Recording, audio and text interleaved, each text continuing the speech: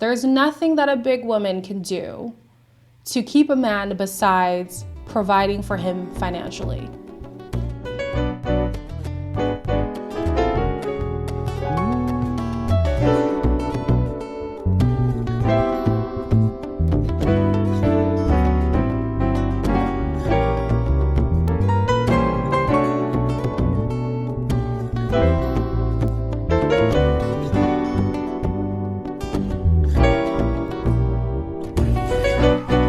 Hello everybody, welcome back to my channel. My name is Queenie for those who don't know me. And today's video is going to be a reaction to I think it's about viral at this point. I saw it circulating on Twitter and then again on TikTok, so I'm gonna call it viral. This video of this woman who's talking about the things that big women need to do in order to sustain a relationship, or more so the reason why big women even get romantic attention to begin with. So before I get into it, please make sure to like this video, subscribe to the channel and hit the bell and leave a comment down below. So if you haven't seen the video, I will insert it here. When the men are not financially confident, that's who they run to, the bigger girls, because most big girls are going to have good credit, have some money, and be able to help take care of them. And cook. Bigger woman says, help. Smaller woman says, oh, I have to carry that load. Oh, I got to take care of her. Bigger woman says, she going to help me. She going to put this load over her back. So because that's what she has to do to keep a man, to maintain a man. To make up for it. Yeah. So the man, again, not want to just sacrifice, step up, be by yourself for some time, get your money right. I'll just go get a big girl, she'll help me. Essentially, the woman is saying that men who are in a destitute financial state seek larger women because I presume I fall under the people that she's talking about.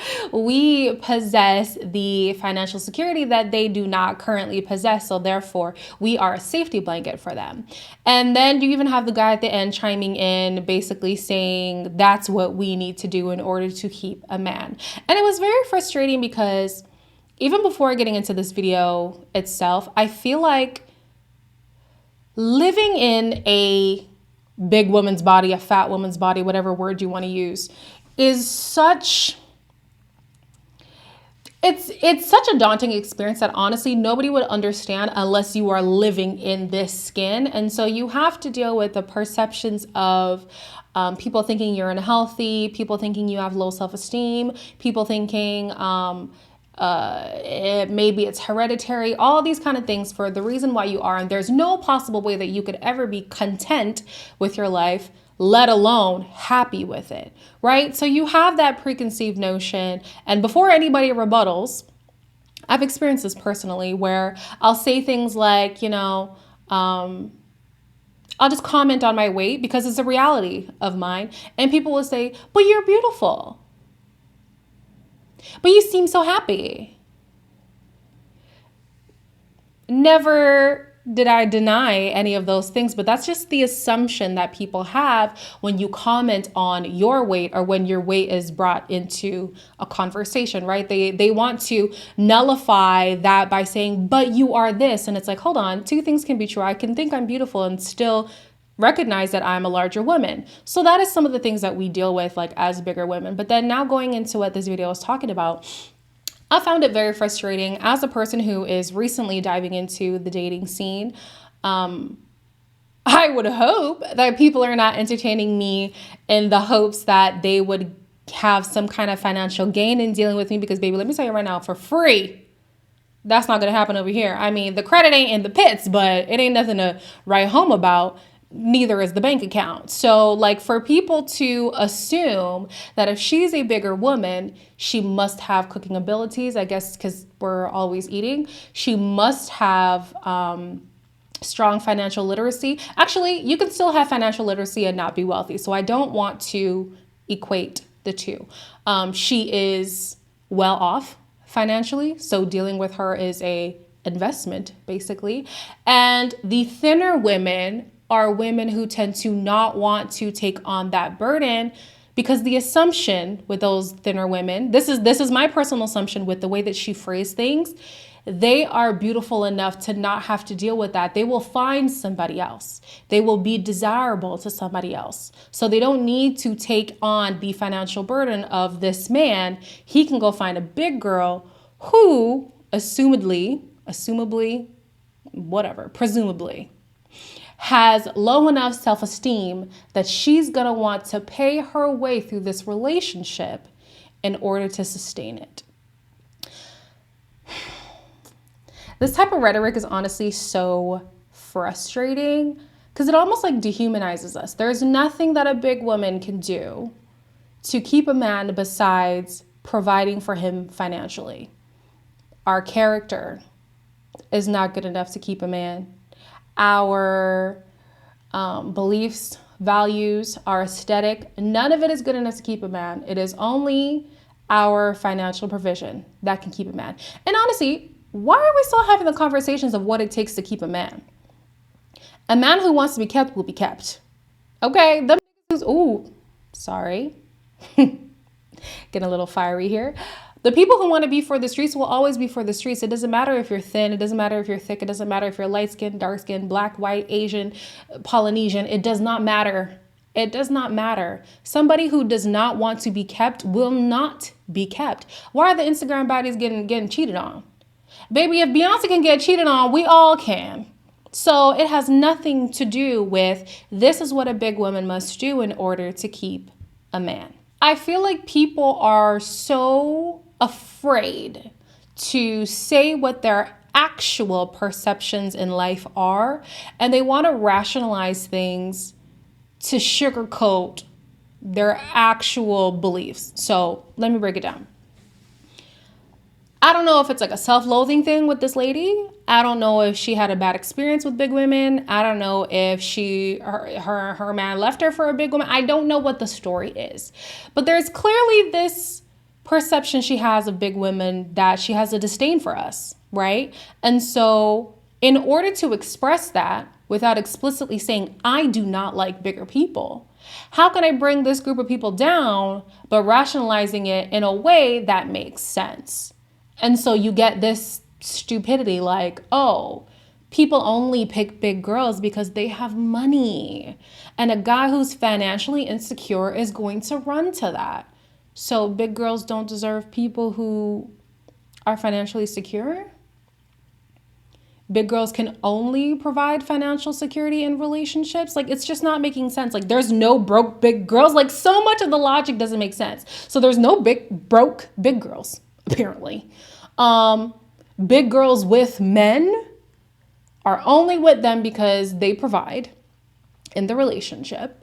Like the man said, the only thing that can keep a man around is the money. There's just a lot of assumptions that this video makes when you read between the lines that just doesn't sit well with me. Okay, so then why would a thinner woman get cheated on then? If money is the only thing that a big girl can do to keep a man around, why are the thinner girls getting cheated on as well? Why do you find men who are sole providers with a woman who is a bigger girl? Like, what is he there for then? If he's providing financially for the relationship, what's the dynamic there? Like, it's not making sense. It's not making sense. And I would rather she just come out and say, hey, listen, I don't like them big girls. Them heifers, not a fan. I can respect that more than her trying to hide behind this roundabout way of saying what she really wants to say, but is almost afraid of getting canceled if she said it. And so I looked in the comments, and of course, a lot of people were like, what? But there were some people who did agree. And of course, with every line of thought, there will at least be one person who agrees. There is not something that universally we disagree on as people. That's just literally impossible. So to see that there's even people co-signing in the comments was a little bit disheartening, but that's just the reality of life. And so I'm wondering, is she doing this because she truly believes it? Or is she doing it to spark controversy so that they can get some notoriety out of this podcast? Because I've never heard of this podcast before. That's not to say that it's not a popular podcast. It just hasn't come across my personal desk. But it did now. It caught my attention. Oh, it sure did. And it's kind of like the Kevin Samuels phenomenon, where he knew if he had a controversial enough perspective that caught enough eyes to spread like wildfire, he would have a platform to stand on. And now here we are. You have people like me who didn't know who this person was, but now I'm talking about it. So yeah, a lot of thoughts go through my mind, but I'm just like, I have 3 things to say. Say what you want to say with your chest. Leave us out your mouth if we ain't got nothing to do with you. And honestly, if you're content with yourself, you'd have no business to talk about other people. Like, if you were content with your relationships, with the people who pursue you, it wouldn't matter who goes and pursues big women. Like, why that even bothers you is something that's a pause for concern for me. Pause or cause. I'm always confused with that saying, but pause and cause of concern for me. I'm just like, why are you worried about what's going on over here? You're not a big woman, so therefore you don't have to worry about someone who's only pursuing you for money, if that's your perception. But yeah, I wish that people would just, if you don't have nothing nice to say, just don't say it at all.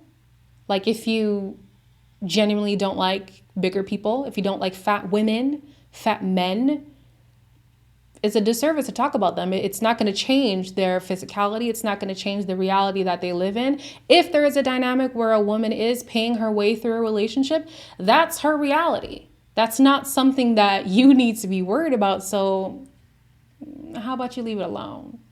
I just wanted to share my thoughts on that situation because I was like, man, we are always at the forefront of some conversation for the fact that we are perceived as unhealthy, undesirable, and we bring nothing to the table now, apparently, besides money. It's just, please. Anyways, y'all let me know what your thoughts were on this video. If you agree with this woman, we can have a healthy debate in the comments. If you agree with this woman, I want to know what evidence you have and how it has become the rule.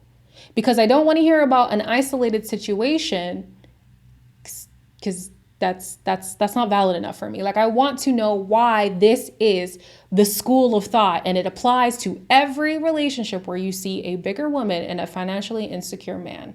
That's what I want to know. If you disagree, provide some healthy dialogue in the comments as to why this kind of rhetoric could be harmful to the people who are consuming this this podcast or just this episode, who knows. I also want to clarify that I have not seen the podcast in full. I've literally just seen the clip. As the internet is, you run with the viral moment. So I will admit, I have not seen the full video. So if anybody has some extra context to add to the video that maybe would change my perspective, I would like to hear it in the comments below. I want to remind everybody who does comment to be respectful in the conversation. We can debate and still have decorum. All right. So as always, with any video, make sure to like it, subscribe to the channel, and hit the bell, and leave a comment down below. I will be reading them.